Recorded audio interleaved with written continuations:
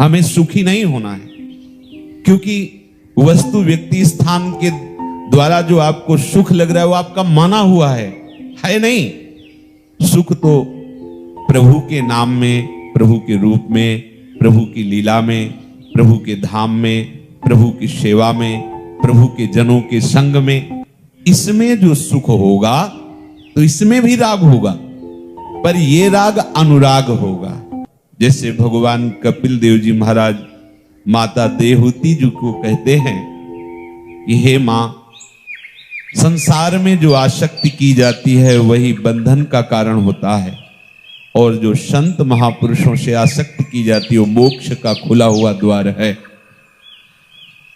तो लौकिक जितनी भी अनुकूलता आपने मानी है वो केवल आपकी मानी हुई है, क्योंकि भगवान के वचन कभी झूठे नहीं हो सकते।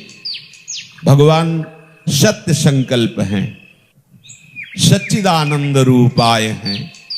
उन्होंने कहा दुखालयम, भगवान ने इस सृष्टि की रचना की और मृत्यु लोक को कहा दुखालयम, और आप उसमें अनुकूलता पा गए, उसमें हर्षित हो रहे, उसमें सुख ढूंढ लिया। तो ये आपकी मानी हुई कल्पना है, क्योंकि जिसने बनाया है उसने कह दिया दुखालयम। तो सत्य संकल्प भगवान के वचन झूठे नहीं हो सकते। आपकी मानी हुई अनुकूलता, माना हुआ सुख वो दुख ही है जिसे तुम समझ नहीं पा रहे हो। तो प्रतिकूलता हमें सहयोग देती है, क्योंकि किसी भी प्रतिकूल परिस्थिति में हमारा राग नहीं होता। आपने सावधानी पूर्वक अनुकूलता में राग होने नहीं दिया, तो प्रतिकूलता में आप सावधान रहो या न रहो, राग हो ही नहीं सकता। प्रतिकूल व्यक्ति में, प्रतिकूल वस्तु में, प्रतिकूल पदार्थ में राग होता ही नहीं है। द्वेष इसलिए होने की संभावना नहीं क्योंकि आपने अनुकूलता में राग किया नहीं।